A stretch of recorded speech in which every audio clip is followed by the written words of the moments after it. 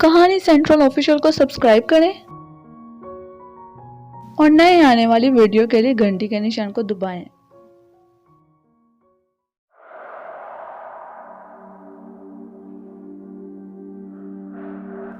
ناگ نے پوچھا، امبر بھائی تم اپنی کہانی سناؤ، اس جزیرے پر کیسے پہنچ گئے؟ امبر نے شروع سے لے کر آخر تک ناگ کو ساری کہانی سنا دی۔ ناگ نے امبر کی داستان کا ایک ایک لفظ بڑے غور سے سنا، پھر بولا، تو کیا وہ انگریز عادل چاچا کو لے کر سامنے والی چٹانوں میں کہیں جا چھپا ہے؟ ہاں، ایسا لگتا ہے کہ وہ کسی سرنگ میں چلا گیا ہے۔ ناگ نے ہنس کر کہا، امبر بھائی میں آ گیا ہوں نا، اب تمہیں فکر کرنے کی ضرورت نہیں۔ مکار انگریز زمین کی 7ویں تہہ میں بھی ہوگا تو میں اسے نکال لاؤں گا۔ امبر بولا، میں اسے 1 منٹ میں ختم کر دیتا، مگر کیا کریں، اس کمبخت نے بوڑھے چاچا عادل کو یرغمال بنا لیا تھا، اس کی جان کا خطرہ تھا۔ میں ابھی ان کا سراغ لگاتا ہوں، آؤ میرے ساتھ۔ ناگ نے امبر کو ساتھ لیا اور چمکتی آسمانی بجلی اور بوندا باندی میں سمندر کنارے کی اس چٹان کے پاس آ گیا جہاں اس کے خیال میں مکار انگریز عادل چاچا کو یرغمال بنا کر غائب ہوا تھا۔ امبر نے اس چٹان کی کھوپ کی طرف اشارہ کر کر کہا،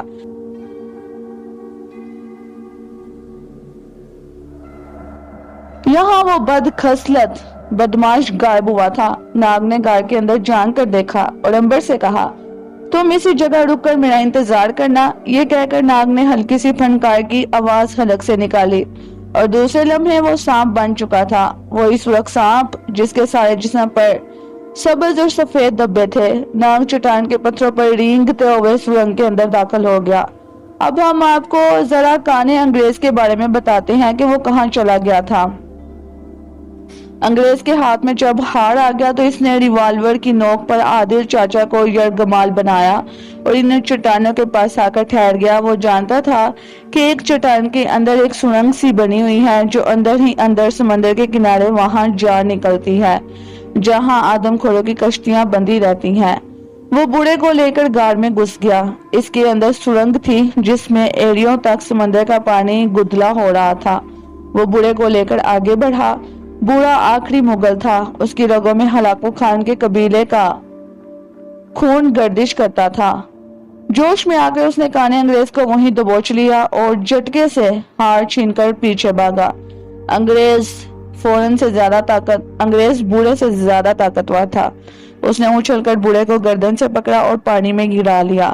دونوں گتھم گتا ہو گئے۔ انگریز نے بوڑھے کو پانی میں گھسیٹ کر اس کا سر ڈبو دیا اور اس وقت چھوڑا جب عادل چاچا کی روح پرواز کر گئی۔ انگریز نے بوڑھے کے مردہ ہاتھوں سے منگلیا ہار نوچ کر جیب میں رکھا اور سرنگ میں آگے بڑھنا شروع کر دیا۔ آگے جا کر سمندر کا جمع شدہ پانی ختم ہو گیا۔ یہ مکار انگریز اس سرنگ سے اچھی طرح سے واقف تھا۔ آگے جا کر یہ سرنگ ایک چوکور بہت بڑی چٹان کے پاس نکل آتی تھی جس کے سائے میں آدم خوروں کی کشتیاں بندھی رہتی تھیں۔ وہ سرنگ میں بھاگا جا رہا تھا اور اسے چوکور چٹان کی طرف سے روشنی سے دکھائی دی اور سرنگ کا دوسرا منہ تھا۔ وہ انگریز سرنگ سے باہر آ گیا۔ اس کے سامنے کشتیاں ساحل پر کھڑی تھیں اور سمندر کی لہریں ان سے ٹکرا کر واپس جا رہی تھیں۔ وہ لپک کر ایک کشتی میں بیٹھ گیا۔ اس نے رسی کھولی اور کشتی کو لے کر سمندر کی طرف بڑھا۔ اسے کوئی خبر نہیں تھی کہ ایک سرخ سانپ سرنگ میں اس کے پیچھے لگا ہوا تھا۔ یہ ناگ تھا۔ ناگ نے سرنگ کے پانی میں عادل چچا کی لاش پڑی دیکھی۔ وہ سمجھ گیا کہ مکار انگریز نے اسے ہلاک کر دیا ہے۔ ناگ تیزی سے آگے بڑھا اور سرنگ سے باہر نکل آیا۔ اس نے انگریز کو دیکھا کہ وہ کشتی میں بیٹھا اس کے چپو تیز تیز چلا کر کھلے سمندر میں جا رہا ہے۔ انگریز بڑا خوش تھا۔ اس نے بڑا قیمتی ہار قبضے میں کر لیا تھا جسے وہ انگلستان جا کر لاکھوں پاؤنڈز میں فروخت کر سکتا تھا۔ وہ یہ سوچ ہی رہا تھا کہ اس نے ایک سرسراہٹ سی سنی۔ سوچا شاید سمندر کی لہروں کی آواز ہے۔ پھر ایک پھنکار سنی۔ انگریز نے پلٹ کر دیکھا تو پیچھے گردن کے پاس ایک سانپ پھن اٹھائے کھڑا جھوم رہا تھا اور اپنی لال لال آنکھوں سے پھنکارے مار رہا تھا۔ انگریز کا جسم خوف سے ٹھنڈا پڑ گیا۔ چپو پر ہاتھ کمزور پڑ گئے۔ کشتی سمندر میں رک گئی۔ 1 سیکنڈ کے لیے سانپ اور انگریز ایک دوسرے کی آنکھوں میں آنکھیں ڈال کر گھورتے رہے۔ پھر مکار انگریز نے آہستہ آہستہ سے ہاتھ ریوالور کی طرف بڑھایا مگر ناگ बेखबर नहीं था। अभी उसका हाथ रिवॉल्वर तक पहुंचा भी नहीं था कि सांप बिजली की तरह से कूदा और लपक कर अंग्रेज की गर्दन पर डस दिया। अंग्रेज के सारे जिस्म पर एक गर्म रो सी दौड़ गई। फिर उसे यूं लगा जैसे उसका सारा जिस्म पत्थर बनता जा रहा है। उसके हाथ, पैर और बाजू कुछ भी अपनी जगह से नहीं हिल रहा था। उसके नाक, कान और मुंह से खून जारी हो गया। नाग के जहर से भला कोई बच सकता था? नाग आमतौर पर अपने शिकार के जिस्म में अपने जहर का चौथा हिस्सा दाखिल किया करता था, मगर इस कातिल अंग्रेज के जिस्म में उसने अपना सारा जहर दाखिल कर दिया था। अंग्रेज बैठे बैठे चप्पू थामे हुए मर गया और फिर वो औंधे मुंह कश्ती में गिर गया। उसका सारा जिस्म पिघलने लगा। जिस्म के जरे जरे से खून रसना शुरू हो गया। फिर वो गाढ़े खून का लोथरा बनकर रह गया और हमेशा के लिए खत्म हो गया। नाग ने शाम से इंसान की शक्ल इख्तियार कर ली। अंग्रेज की पिघली हुई लाश के करीब से मुंगलिया हार उठाकर उसे गौर से देखा। ऐसा चमकदार हीरे वाला हार उसने भी अपनी हजारों साल जिंदगी में कम देखा था। नाग ने अंग्रेज की लाश को समंदर में फेंक दिया और कश्ती लेकर किनारे पर आ गया। अंबर चट्टानों के पास उसका इंतजार कर रहा था। नाग ने मुंगलिया हार अंबर को देकर कहा, अंबर भाई, आदिल चाचा को अंग्रेज ने हलाक कर दिया है और मैंने इस अंग्रेज को हलाक कर दिया। ये लो तुम्हारी इमानत। दोनों सुरंग में थे। आदिल चाचा की लाश निकालकर उसे समंदर के किनारे रेत खोद कर दफन किया। अंबर को इसकी मौत का बेहद दुख हुआ। आदिल चाचा की कब्र पर अंबर ने बुलंद आवाज से अहद किया, आदिल चाचा, मैं तुम्हारी रूह के सामने कसम खाकर अहद करता हूँ कि तुम्हारी ये इमानत जला वतन मुगल शहनशाह बहादुर शाह जफर तक पहुंचाकर दम लूंगा। नाग ने कहा, अब हमें यहाँ से रंगून की तरफ कूच कर जाना चाहिए। मेरा ख्याल है कि रंगून यहाँ से कश्ती के सफर पर 3 या 2 महीने का सफर है। अंबर ने कहा, यह सफर हमें आज ही कश्ती लेकर शुरू कर देना चाहिए। यहाँ ठहरना अब बेकार है। नाग कहने लगा, अगर हमें रंगून की तरफ जाता कोई समुद्री जहाज मिल जाए तो इस तरह से हम बहुत जल्द रंगून पहुंच जाएंगे। ये तो ठीक है, मगर इस जजीरे की तरफ कोई जहाज नहीं आता। ये जजीरा समंदर में जहाजों के रास्ते से बहुत हट कर वाक़या है। नाग ने कुछ सोचकर कहा, क्या ये बेहतर नहीं अंबर भाई कि मैं उड़कर जाऊं और समंदर का एक चक्कर लगा कर देखूं कि कोई जहाज जा रहा है या नहीं। फिर हम कश्ती में बैठकर बजाय समंदर में भटकने के सीधा उसकी तरफ जाएंगे। अच्छा ख्याल है, तुम अभी जाकर किसी ऐसे जहाज का पता चलाओ। मैं इस जजीरे की चट्टानों में रहकर तुम्हारा इंतजार करूंगा। दिन अभी पूरी तरह से नहीं निकला था। फोप फट रही थी। आसमान पर बादल छाए हुए थे। इसी तरह से बूंदाबांदी हो रही थी। बादलों के पीछे से दिन की रोशनी छन छन कर जजीरे के साहिल और समंदर तक आ रही थी। नाग ने फनकार मारी और जंगली कबूतर बन गया। उसने गुटर गू कर अंबर की तरफ देखा और फिर समंदर के ऊपर मगरिब की तरफ उड़ना शुरू कर दिया। उसके जाते ही बड़ी तेज बारिश हो गई। अंबर चट्टानों की तरफ आ गया। यहाँ एक खो में बैठकर वो नाग की वापसी का इंतजार करने लगा। जहाँ वो बैठा था वहां से उसे समंदर का किनारा दूर तक नजर आ रहा था। बारिश की वजह से समंदर पर धुंध छा रही थी। कुछ देर बाद बारिश रुक गई। आसमान पर स्याह बादल उसी तरह से भटकते फिर रहे थे। समंदर का किनारा दूर तक वीरान था। जजीरे की जानिब भी गहरी खामोशी थी। अंबर सोचने लगा कि आदमखोर इस जजीरे के कहाँ है। अभी तक उसने इस जजीरे का एक भी आदमखोर ना देखा था। 1 मिनट बाद अंबर की ख्वाहिश पूरी हो गई। उसने एक छोटी कश्ती को देखा कि दूर समुद्री चट्टानों से निकलकर आई और समंदर के किनारे किनारे अंबर की तरफ बढ़ने लगी। अंबर चट्टान की कोह में छुपकर बैठ गया। कश्ती में 4-5 आदमखोर वैशी सवार थे, जिन्होंने अपने सारे नंगे जिस्मों पर नीले और सुर्ख रंग की दाढ़ियां सी डाल रखी थी। कमर के गिर्द छोटा सा कपड़ा लपेटा हुआ था और घने बालों में जंगली तोतों के पर लगे थे। उनके हाथों में कुल्हाड़ियां थी। वो कश्ती से उछलते हुए किनारे पर आ गए। अंबर चौंक पड़ा क्योंकि इन आदमखोर वैश्यों ने गोरी चिट्टी सुनहरी बालों वाली एक मेम को पकड़ रखा था और उसे रेत पर घसीटते हुए जंगल की तरफ ले जा रहे थे। अंबर को अचानक ख्याल आया कि हो सकता है ये अंग्रेज औरत भी इस जहाज में सफर कर रही हो जिसमें वो सफर कर रहा था, और फिर जहाज के डूबने पर यह किसी तख्ते पर बैठकर इस जजीरे की तरफ आने में कामयाब हो गई हो और अब इन आदमखोरों के कब्जे में आ गई हो। इस बदनसीब मजलूम औरत को वैशी आदमखोरों से बचाना चाहिए, नहीं तो वो इसे आग में जिंदा जलाकर खा जाएंगे। अंबर के दिल में जैसे अपने आप ये ख्याल आया और वो चट्टान की खो से निकलकर बाहर आ गया। अब जो उसने देखा तो वहां कोई नहीं था। आदमखोर जैसे बिजली जैसी तेजी के साथ अंग्रेज औरत को उठाकर जंगल में ले जाकर गुम हो गए थे। अंबर भाग कर जंगल में दाखिल हो गया। यह जंगल आदमखोरों का घर था। वो इसके तमाम रास्तों से वाकिफ थे। यहाँ उनके लिए गुम होना कोई मुश्किल काम ना था। जंगल तक आदमखोरों के कदमों के और अंग्रेज औरतों के घुटनों के निशान रेत पर साफ दिखाई दे रहे थे। जंगल में ये निशान खत्म हो गए थे क्योंकि जंगल में जंगली घास और खारदार झाड़ियां थी। कोई आवाज भी नहीं आ रही थी। अंबर अंदाजे से एक तरफ चल पड़ा। जो वो आगे बढ़ रहा था जंगल ज्यादा घना होता जा रहा था। रात भर की बारिश की वजह से जंगल की जमीन दलदल बनी हुई थी, मगर इस दलदल पर घास ही घास थी।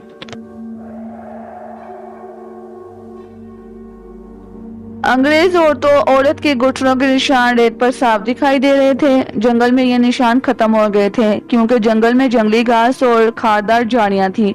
कोई आवाज भी नहीं आ रही थी। अंबर अंदाजे से एक तरफ चल पड़ा। जो वो आगे बढ़ रहा था जंगल ज्यादा घना होता जा रहा था। रात भर की बारिश की वजह से जंगल की जमीन दलदल बनी हुई थी, मगर इस दलदल पर घास ही घास था, जिसकी वजह से किसी जगह कदमों का एक भी निशान नहीं था। फिर भी अंबर आगे बढ़ता चला गया। दरख्तों की शाखें उनसे लिपटी बेलें अंबर के रास्ते में आ रही थी। कई जगहों पर उसने सब्ज और सुर्ख रंग के सांप दरख्तों की शाखों से लटकते देखे। अंबर उनके करीब से होकर गुजरता गया। आदमखोरों की कोई आवाज किसी तरफ से नहीं आ रही थी। अब जंगल इतना घना हो गया था कि अंबर को झुककर टहनियों और झाड़ियों के दरमियान से होकर आगे निकलना पड़ता था। अगर अंबर में गैर इंसानी ताकत ना होती तो वो थक हार कर बैठ जाता, क्योंकि आगे रास्ता बहुत ही दुश्वार गुजार था। अंबर झुककर चलता गया। यहाँ दरख्तों का एक गुण इतना गहरा था कि दिन के वक्त भी अंधेरा छा गया था। आखिर गुंजान दरख्त भी खत्म हो गए। अंबर ने पहली बार आदमखोरों के ढोल ताशों और इनके नाचने गाने की आवाज सुनी। ये आवाजें ऐसी थी जैसे कोई किसी की मौत पर बैन कर रहा हो। इन आवाजों में सूरत की आवाज नहीं थी। अंबर को शबा हुआ कहीं आदमखोर उसे चट तो नहीं कर गए, लेकिन इतनी जल्दी वो इसे नहीं खा सकते थे।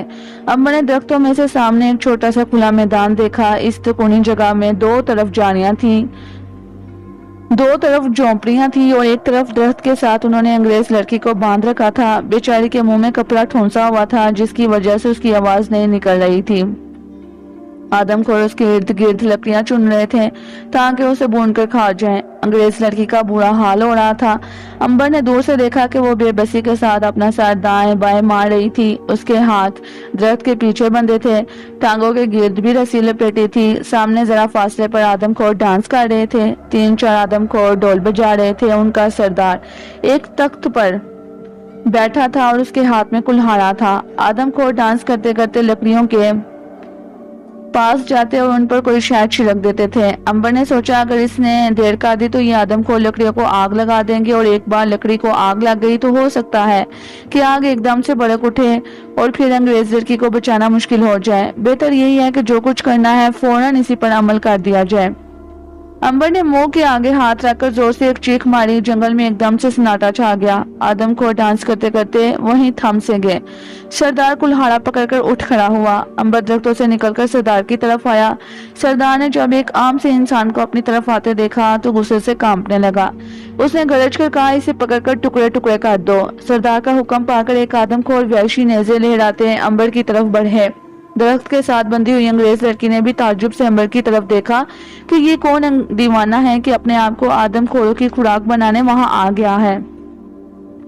अंबर ने जेब से रिवॉल्वर निकालकर हवा में फायर कर दिया। गोली के धमाके से आदमखोर डर कर खड़े हो गए। सरदार ने ताक कर नेजा अंबर की तरफ फेंका। सरदार जबरदस्त निशानाबाज था। इसका निशाना कभी खता नहीं जाता था। नेजा सीधा अंबर की छाती पर आकर लगा, लेकिन ये क्या हुआ?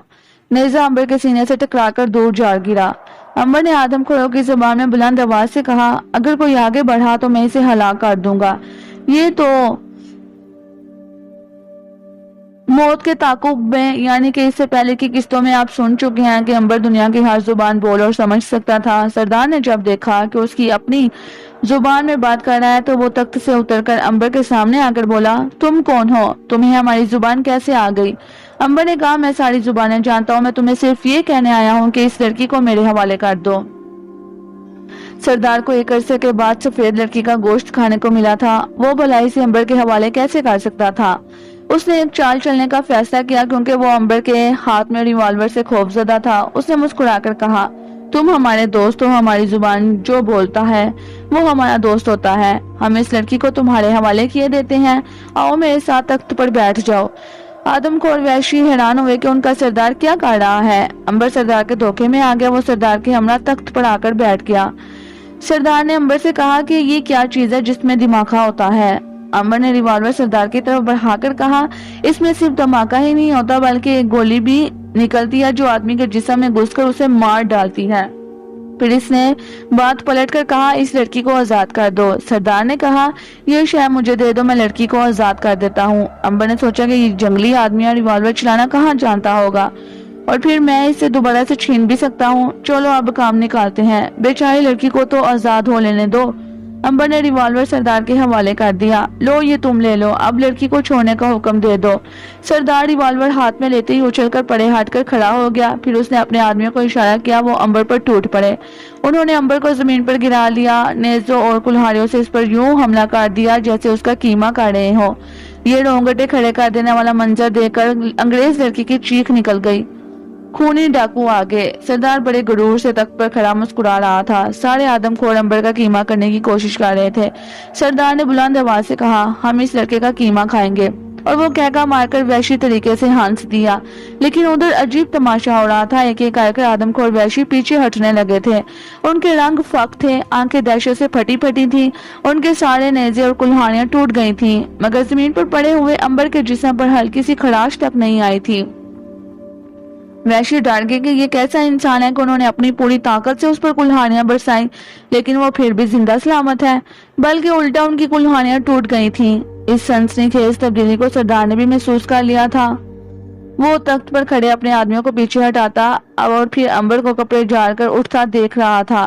حیرانی سے اس کا منہ بھی کھلا تھا۔ امبر کو ان لوگوں پر سخت تیش تھا، وہ تو امبر کو ہلا کر چکے تھے، یہ تو اس کی اپنی طاقت تھی کہ وہ مار نہ سکا، اس کی نظر میں وہ سب قاتل تھے۔ سردار نے بھی اس کے ساتھ گرداری کی تھی اور دھوکے سے اس کا ریوالور ہتھیا لیا تھا۔ اسے زمین پر سے صحیح سالم اٹھتے دیکھ کر وحشی ایک ایک قدم پیچھے ہٹ گئے۔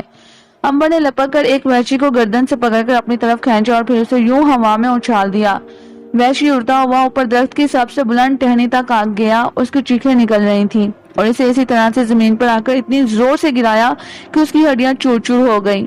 امبر نے سردار کی طرف دیکھ کر کہا، اب تمہیں میری طاقت کا اندازہ ہو گیا ہوگا۔ پھر وہ اس درخت کی طرف گیا جس کے ساتھ بندھی ہوئی انگریز لڑکی کو امبر کی طرف منہ کھولے حیرانی سے تک رہی تھی۔ امبر نے اس کے ہاتھ پاؤں کی رسیاں کھول دی، انگریزی زبان میں کہا، خدا کا شکر ادا کرو کہ اس نے تمہیں ان آدم خوروں سے بچا لیا۔ لڑکی کے ہونٹ کانپ رہے تھے، آنکھوں میں خوشی کے آنسو تھے۔ اس نے خوشی اور حیرت سے کانپتی آواز میں کہا، تم کون ہو؟ امبر نے کہا، میرے ساتھ ساتھ رہنا، تمہارے سوال کا جواب میں بعد میں دوں گا۔ سردار امبر کی طاقت سے ڈر گیا تھا۔ اب امبر نے چلاکی سے کام لیا، وہ سردار کے پاس جا کر اونچی آواز میں بولا، میں سمندر کے دیوتا کا بیٹا ہوں، میں تم لوگوں کا امتحان لینے آیا تھا۔ میں نے اپنے باپ سے جا کر تمہاری شکایت کروں گا کہ تم انسانوں کو مار کر کھاتے ہو۔ میرا دیوتا باپ طوفان بن کر تمہارے جزیرے کو سمندر میں ڈبو دے گا۔ سردار فوراً کام کیا، ایک دم سے دونوں ہاتھ اٹھا کر سجدے میں گر گیا۔ ہمیں معاف کر دو سردار دیوتا کے بیٹے، ہم سے بھول ہو گئی ہے، ہمیں معاف کر دو، ہمیں سمندر دیوتا کے غضب سے بچا لو۔ سردار کو دیکھ کر باقی سارے وحشی بھی سجدے میں گر گئے۔ انگریز لڑکی کبھی تو تعجب سے امبر کا منہ تکتی اور کبھی وحشی سردار کو سجدے میں گرا ہوا دیکھتی۔ کچھ اس سے بھی یقین ہونے لگا تھا کہ یہ نوجوان ضرور کوئی دیوتا ہے، کیونکہ اس کے اندر ایسی طاقت تھی جو کسی عام آدمی میں اس نے کبھی نہیں دیکھی تھی۔ اگر کوئی دیوتا نہیں تو پھر کوئی زبردست جادوگر ہے۔ امبر نے انگریز لڑکی کی طرف مسکرا کر دیکھا اور جلدی سے سردار کے تخت پر پڑا ہوا ریوالور اٹھا کر ہاتھ میں پکڑ لیا۔ اس نے چیمبر کھول کر دیکھا، اس میں ابھی 7 گولیاں باقی تھیں۔ اس نے سردار کے سر پر اپنا پاؤں رکھ دیا اور کہا، میں سمندر دیوتا देवता से तुम्हारे लिए रहम की दरख्वास्त करूंगा। और फिर उसने पाँव उठा लिया। सरदार जमीन पर पाँव रगड़ता हुआ उठा और हाथ बांधकर खड़ा हो गया। मेरे लिए क्या हुक्म है हुजूर? अंबर ने कहा, फौरन हमें तख्त पर बिठाकर समंदर के किनारे चौकोर चट्टान के पास लेकर चलो। सरदार ने ताली बजाई। वैश्य एकदम से तख्त उठाकर ले आए। अंबर ने अंग्रेज लड़की को अपने साथ तख्त पर बिठा लिया। वैश्य आदमखोरों ने तख्त कंधों पर उठा लिया और लेकर समंदर की तरफ चले।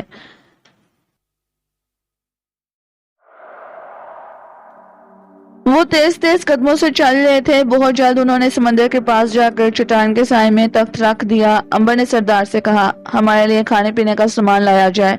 सरदार ने ताली बजाई। आदमखोर चूहों की तरह से जंगल में घुस गए। जब वापस आए तो किसी ने नारियल, किसी ने केलों का गुच्छा और किसी ने तरबूज उठा रखा था। देखते देखते अंबर और अंग्रेज लड़की के सामने तख्त पर फलों का दस्तरख्वान लग गया। नारियल के सफेद प्यालों में मीठा पानी लबालब बढ़ा हुआ था। अंग्रेज लड़की को तो सख्त भूख और प्यास लगी थी। अंबर ने उसे कहा कि वो जी भरकर खाए। उसने पेट भरकर खाया। अंबर ने भी यूं ही दिखाने को 2-1 केले खाए और नारियल का पानी पिया, जबकि आप भी जानते हैं कि अंबर को ना भूख लगती है और ना प्यास। इतनी देर में सरदार के साथ बाकी सारे आदमखोर वैश्य सर झुकाए एक तरफ खड़े रहे। अंबर ने सरदार से कहा, हम कल सुबह इस जजीरे से चले जाएंगे। हमारे लिए एक बड़ी कश्ती का बंदोबस्त कर दिया जाए। अब तुम लोग यहाँ से दफा हो जाओ। सरदार ने सर झुकाकर सलाम किया और अपने आदमियों को लेकर वहां से चला गया। जब सारे आदमखोर जा चुके तो अंग्रेज लड़की ने अंबर की तरफ देखकर पूछा, तुम्हारा नाम क्या है और तुम कौन हो? अंबर ने मुस्कुराकर कहा, तुमने एक ही वक्त में मुझसे 2 सवाल पूछे हैं। तुम्हारे पहले सवाल का जवाब यह है कि मेरा नाम अंबर है। दूसरे सवाल का जवाब यह है कि मैं तुम्हारी तरह का एक इंसान हूँ। अंग्रेज लड़की बोली, एक इंसान के सर पर कुल्हाड़ी मार दी जाए तो वो मर जाता है, इसका सर 2 टुकड़े हो जाता है, मगर तुम्हारे साथ ऐसा नहीं हुआ। तुम कुल्हाड़ों और नेजों की बारिश में भी जिंदा रहे। इसकी क्या वजह है?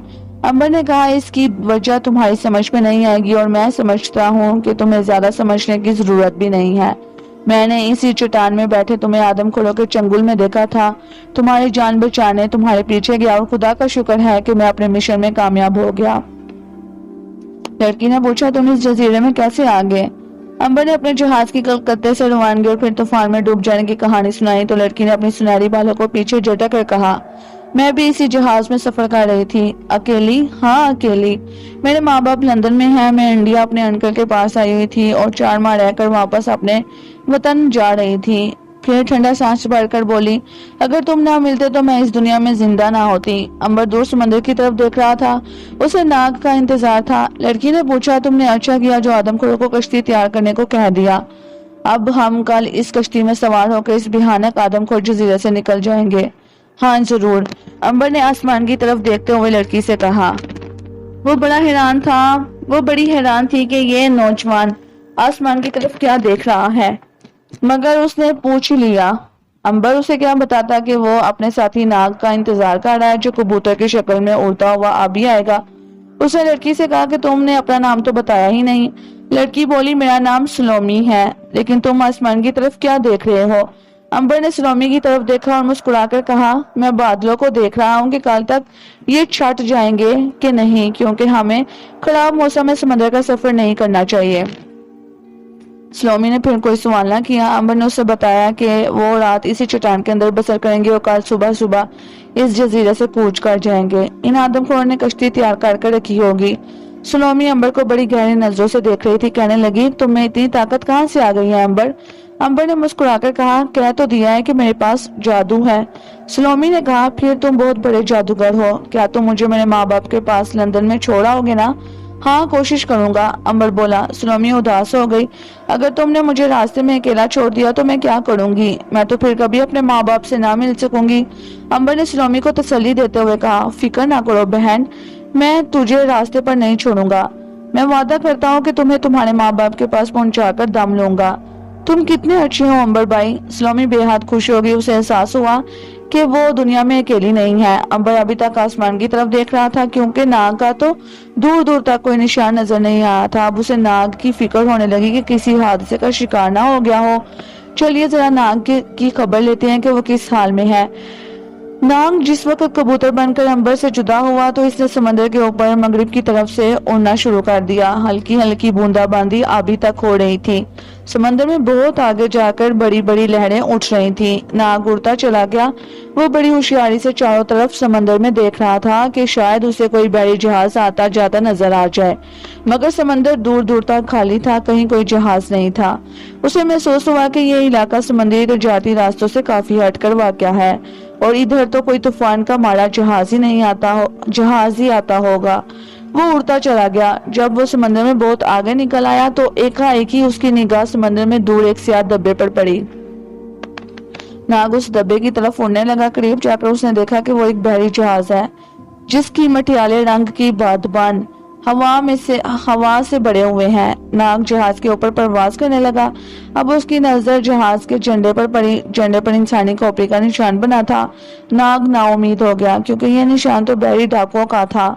इसका मतलब यह था कि यह जहाज बहरी डाकुओं का जहाज था। एक लम्हे के लिए नाग ने सोचा कि अगर अंबर इस जहाज पर सवार हो जाए तो क्या ही हर्ज है, उसे तो कोई बहरी डाकू नुकसान नहीं पहुंचा सकेगा। यह सोचकर नाग जहाज के मस्तूल पर उतर गया। इतनी देर में कुछ डाकुओं ने एक कबूतर को जहाज के ऊंचे मस्तूल पर बैठे देख लिया था। उन्होंने कप्तान को खबर की। कप्तान बड़ा हैरान हुआ कि समंदर में कबूतर कहां से आ गया, क्योंकि कबूतर समुद्री इलाकों में नहीं होते। वैसे भी खुले समंदर में कोई परिंदा दिखाई नहीं दिया करता। बड़े डाकुओं के जहाज का कप्तान लंगड़ा था और इसकी एक टांग लकड़ी की थी। वो अपनी लकड़ी की टांग टपकता हुआ जहाज के डेक पर आ गया और गौर से मस्तूल पर बैठे कबूतर को देखने लगा। उसने गुर्राकर कहा, ये कबूतर कहाँ से आ गया है? इसका मतलब ये है कि कोई मुसाफिर जहाज आसपास मौजूद है। ये कबूतर यकीनन इसी जहाज के किसी मुसाफिर का है जो उड़ गया।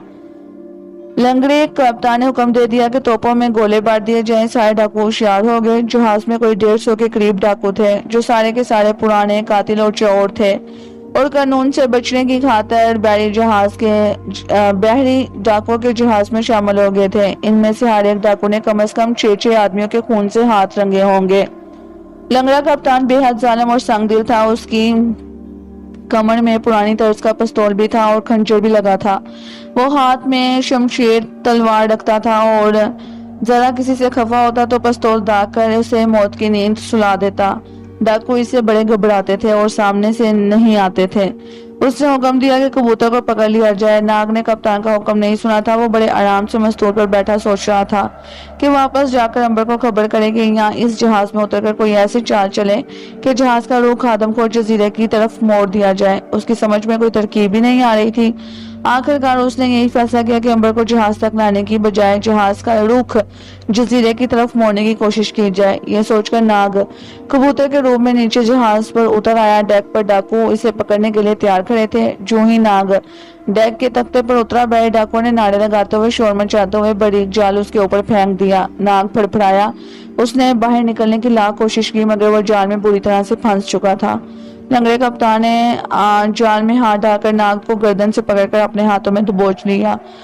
वो जोर जोर से हंस रहा था और बड़ा खुश था कि जैसे उसने शेर को पकड़ लिया हो। हाँ, ये कबूतर मैंने पकड़ ही लिया, ये मेरा हो गया है। फिर उसने कबूतर बावर्ची के हवाले करते हुए कहा कि आज दोपहर मुझे इस कबूतर का शोरबा मिलना चाहिए। बावर्ची ने कबूतर को अच्छी तरह से दबोच लिया और बोला, जो हुक्म सरदार। और वो कबूतर के पैर बांधकर उसे अपने साथ नीचे बावर्ची खाने में ले गया ताकि दोपहर के खाने पर कप्तान को इसका सूप मिल सके। नाग के लिए ये बड़ी नाजुक घड़ी थी क्योंकि बावर्ची तो उसे ज़िबा करने के लिए छुरी तेज करना शुरू कर दिया था। नाग ने अपने कबूतर की आंख से हाल का जायजा लिया। इसके हल्के छोटे थे मगर वो सांप बनकर इनमें से निकल सकता था। उसे बहुत जल्दी जाल से निकल जाना चाहिए था क्योंकि बावर्ची छुरी तेज कर चुका था और अब कबूतर को पकड़ने जाल की तरफ बढ़ने ही वाला था। नाग ने गहरा सांस लिया और दूसरे लम्हे वो सब्ज रंग का सांप बनकर जाल में से रेंग कर निकल गया और बावर्ची खाने में चावल की बोरियों के पीछे जाकर छुप गया। बावर्ची की इसकी तरफ पीठ थी। उसने नाग को सांप बनकर जाल में से फरार होते नहीं देखा था। जब वो छुरी की धार देखता हुआ जाल की तरफ बढ़ा तो कबूतर गायब था। वो चौंक पड़ा। अरे कबूतर कौन ले गया? बावर्ची खाने में कोई भी नहीं था। क्या कबूतर उड़ गया है? मगर कैसे उड़ सकता था? वो तो जाल में ही था। बावर्ची ने जाल को देखा, वो किसी जगह से भी फटा हुआ नहीं था। फिर कबूतर कैसे जाल में से निकल गया?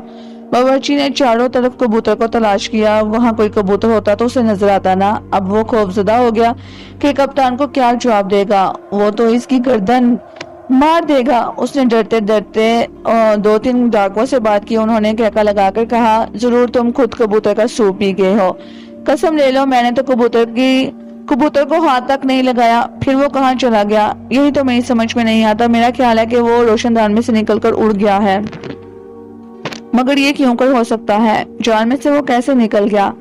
ہوتے ہوتے یہ بات کپتان کے کانوں تک بھی پہنچ گئی۔ اسے بڑا غصہ آیا، کم بخت باورچی اس کے کبوتر کو خود کھا گیا ہے۔ اس نے باورچی کو طلب کیا، بیچارہ باورچی کامتا ہوا اس کے سامنے جا کھڑا ہوا اور ہاتھ جوڑ کر بولا، جناب والا میرا تو کوئی قصور نہیں ہے، تو پھر کبوتر کون لے گیا؟ میں بھی تو سوچ رہا ہوں، میں بے گناہ ہوں سر، میں نے کبوتر کا شوربہ نہیں پیا۔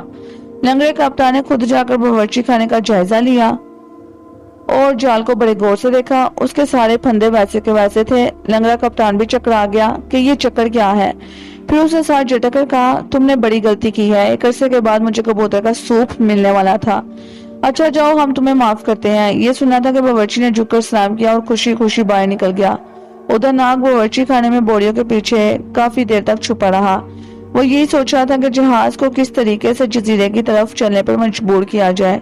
اتنے میں اسے بھاری قدموں کی آواز سنائی دی کہ کوئی چاولوں کی بوریوں کی طرف بڑھ رہا تھا۔ ناگ رینگ کر دیوار کے ساتھ ہو بیٹھا، وہ کسی کو کچھ کہنا نہیں چاہتا تھا۔ اتنے میں کسی نے ایک بوری اٹھا لی، ناگ تیزی سے رینگ کر دوسری بوری کے پاس جانے لگا۔ ڈاکو نے اسے دیکھ لیا۔ سانپ سانپ سانپ، سارے جہاز پر سانپ سانپ کی پکار مچ گئی، ہر کوئی اسے مارنے کو لپکا۔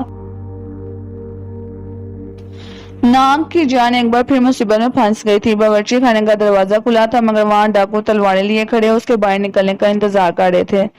وہ ذرا باہر نکلتا تو ڈاکو کی تلواریں اس کے ٹکڑے ٹکڑے کر دیتی۔ جیسا کہ آپ پچھلی قسطوں میں پڑھ چکے ہیں کہ ناگ میں زندہ رہنے کی وہ طاقت نہیں تھی جو امبر کے پاس تھی۔ ناگ مر سکتا تھا، اسی لیے وہ پریشان تھا۔ ناگ نے سوچا کہ اب اس کے سوا کوئی چارہ نہیں کہ میں کسی طرح سے یہاں سے جان بچا کر نکل چلوں۔ اس نے ایک ہلکی سی پھنکار ماری اور نیلے رنگ کی ننھی سی چڑیا بن کر پھر سے اڑ کر چھت کے ساتھ لگی لکڑی پر جا کر بیٹھ گیا۔ ڈاکو نے ایک نیلی چڑیا کو اڑتے دیکھا تو یہی سمجھے کہ یہ چڑیا کسی جزیرے سے اندر آ کر گھس گئی ہے۔ انہوں نے باورچی خانے کا دروازہ زیادہ کھول دیا اور خود پڑے ہٹ گئے تاکہ بیچاری چڑیا باہر نکل سکے۔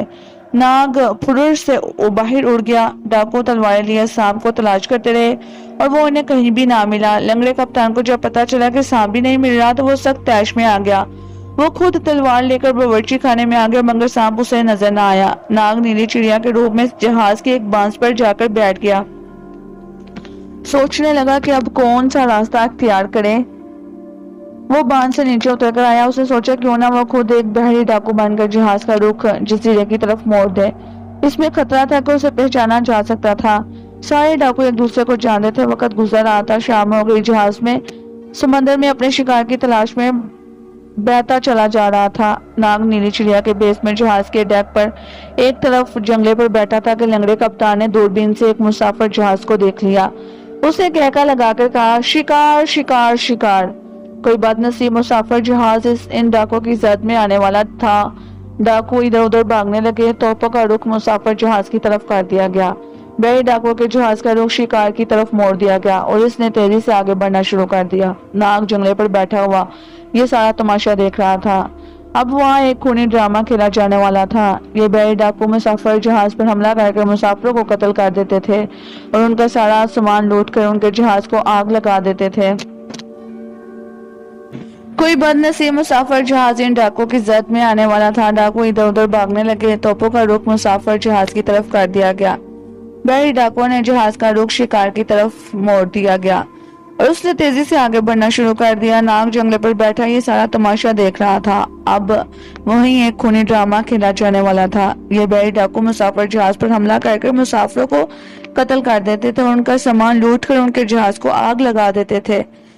بجلی کی چمک کی طرح سے ناگ کے ذہن میں خیال آیا، کیوں نہ بحری ڈاکو کے جہاز پر قبضہ کر لیا جائے۔ جب بحری ڈاکو مسافر جہاز پر چھلانگیں لگائیں تو اس جہاز پر قبضہ کر کے اس کا رخ جزیرے کی طرف موڑ دیا جائے۔ یہ بڑی اچھی ترکیب تھی، مگر اس کے لیے بڑی ہوشیاری اور چابک دستی کی ضرورت تھی جو ناگ میں موجود تھی۔ بدنصیب مسافر جہاز قریب آ رہا تھا۔ اس جہاز کے کپتان نے بھی بحری ڈاکوؤں کے جہاز کو دیکھ لیا تھا اور جہاز کا رخ دوسری طرف کر دیا۔ اب دونوں جہازوں کی سمندر میں دوڑ شروع ہو گئی۔ بحری ڈاکوؤں کا جہاز ہلکا پھلکا تھا۔ اس نے بڑی تیزی سے آگے بڑھتے ہوئے مسافر جہاز کو جا لیا اور پہلا گولا داغا۔ گولا جہاز کے مستول کو چھوتا ہوا گزر گیا۔ بیچارے مسافر جہاز پر پڑا کب توپیں لگی ہوتی ہیں، جب بس وہ آگے آگے بھاگتا ہی رہا، مگر کب تک؟ ڈاکو اس کے سر پر پہنچ گئے۔ ان کا جہاز مسافر جہاز کے بالکل ساتھ لگ کر بہنے لگا۔ بحری ڈاکو رسوں کو تیار کر کھڑے تھے۔ جو ہی مسافر جہاز ذرا قریب آیا، ڈاکو اس پر کود گئے۔ ان کے ساتھ ہی ناگ بھی مسافر جہاز پر اڑ کر چلا گیا۔ جہاز پر جاتے ہی اس نے دنیا کے سب سے زیادہ زہریلے سانپ کی شکل اختیار کر لی اور ڈیک پر آ گیا۔ مسافر بیچارے نیچے جا کر چھپ گئے تھے۔ ڈاکو نے نیچے جانے والے دروازے کو توڑنا شروع کر دیا۔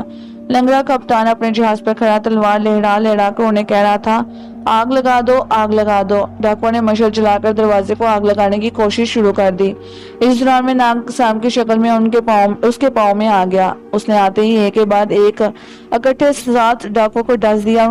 اس کا زہر اس قدر زبردست تھا کہ ڈستے ہی ڈاکو فرش پر گرے اور ان کے جسم پھٹ گئے۔ ناگ نے کتنے ہی ڈاکوؤں کو ہلاک کر دیا۔ اب انہوں نے سانپ کو دیکھ لیا تھا۔ وہ تلواریں لے کر اسے کاٹنے کے لیے دوڑے۔ ناگ نے ایک دوسرے سانپ کا روپ چھوڑ دیا اور شیر بن کر زور سے گھر جاؤ ڈاکوؤں پر لپک کر کسی کی گردن توڑ دی، کسی کو پنجہ مار کر ہلاک کر دیا اور کسی کو منہ میں دبوچ کر سمندر میں پھینک دیا۔ لنگڑے کپتان نے جب دیکھا کہ ڈیک پر شیر آ گیا ہے تو دنگ رہ گیا۔ پھر خیال آیا کہ شاید اس جہاز میں سرکس کا شیر ہو۔ اس نے وہیں سے پستول کا فائر کیا، مگر شیر پر کوئی اثر نہ ہوا۔ اس نے دیکھتے دیکھتے کتنے ہی ڈاکوؤں کو ہلاک کر ڈالا۔ باقی ڈاکوؤں نے سمندر میں چھلانگے لگا دی۔ اب ناگ شیر کی جگہ پھر سے نیلی چڑیا بن کر ڈیک کے جنگلے پر جا بیٹھا۔ مسافر جہاز کا کپتان ایک سوراخ میں سے یہ سارا تماشا دیکھ رہا تھا۔ اپنی آنکھوں میں سے یقین نہ آیا کہ یہ شیر کہاں سے آ گیا۔ وہ یہ سمجھا ہو سکتا ہے کہ بڑے ڈاکوؤں نے اس شیر کو پکڑ کر کہیں لے جا رہے ہو اور وہ آزاد ہو گیا ہو اور اس نے انہیں ہلاک کرنا شروع کر دیا۔ ناگ اڑ کر ڈاکوؤں کے جہاز پر آ گیا۔ وہاں لنگڑا کپتان پریشان کھڑا اپنے ساتھی ڈاکوؤں کو آوازیں دے رہا تھا جو گوتے کھا رہے تھے۔ اس کے ساتھ صرف 3 ڈاکو اس کی حفاظت کر رہے تھے۔ ناگ چڑیا کے روح میں اس کے پیچھے آ گیا۔ یہاں اس نے ایک بار پھر سے سانپ کی شکل بدلی اور ڈیک پر رینگتا ہوا لنگڑے کپتان کے پیچھے آ گیا اور اسے معلوم تھا کہ کپتان کی لکڑی کی ٹانگ کون سی ہے۔ دوسرے ڈاکو سمندر میں غوطہ کھاتے اپنے ساتھیوں کو جھک کر دیکھ رہے تھے۔ سانپ نے تیزی سے بڑھ کر لنگڑے کپتان کی زندہ ٹانگ پر ڈس دیا۔ لنگڑے کپتان نے ایک چیخ ماری اور ڈیک پر بے جان پتھر کی طرح سے گر پڑا۔ دوسرے ڈاکو اس کی طرف بڑھے۔ سانپ نے ان میں سے ایک کو ڈسا، وہ بھی گرا۔ باقی 2 ڈاکوؤں نے سمندر میں چھلانگے لگا دی۔ اب میدان خالی تھا۔ ناگ نے سانپ کا روپ بدل کر اپنے اصلی انسانی روپ میں آ گیا اور لپک کر جہاز کا رخ بدل دیا۔ جہاز نے مسافر جہاز سے دور ہٹنا شروع کر دیا۔ سمندری ہوا خاصی تیز چل رہی تھی۔ بادبانوں میں ہوا بڑی ہوئی تھی اور ڈاکوؤں کا جہاز دور ہٹ رہا تھا۔ سمندر میں غوطے کھاتے ڈاکوؤں نے جب دیکھا کہ ان کا کپتان انہیں بے یارو مددگار چھوڑ کر واپس جا رہا ہے تو انہوں نے شور مچانا شروع کر دیا۔ مگر بہت جلد سمندر میں خونخوار شارک مچھلیاں نمودار ہوئی۔ انہوں نے سمندر میں غوطے کھاتے، تیرتے اور شور مچاتے ڈاکوؤں کی تکا بوٹی کر دی۔ مسافر جہاز کا کپتان بھی ایک ڈیک پر آ گیا تھا۔ اس نے جب ڈاکوؤں کی تباہی دیکھی اور ان کے جہاز کو دور جاتے دیکھا تو بہت خوش ہوا۔ ناگ اب انسانی شکل میں تھا اور جہاز کے ڈیک پر کھڑا اسے جنوب مشرق کی طرف جاتا دیکھ رہا تھا، جہاں آدم خور جزیرے میں امبر اس کا انتظار کر رہا تھا۔ اچانک ناگ کو خیال آیا کہ کہیں جہاز کے نیچے کوئی بچا کچا ڈاکو نہ بیٹھا ہو، وہ تو اس کے لیے مصیبت بن سکتا تھا۔ چل کر اس سے بھی نمٹ لیا جانا چاہیے۔ ناگ نیچے جانے والی سیڑھیاں اترنے لگا۔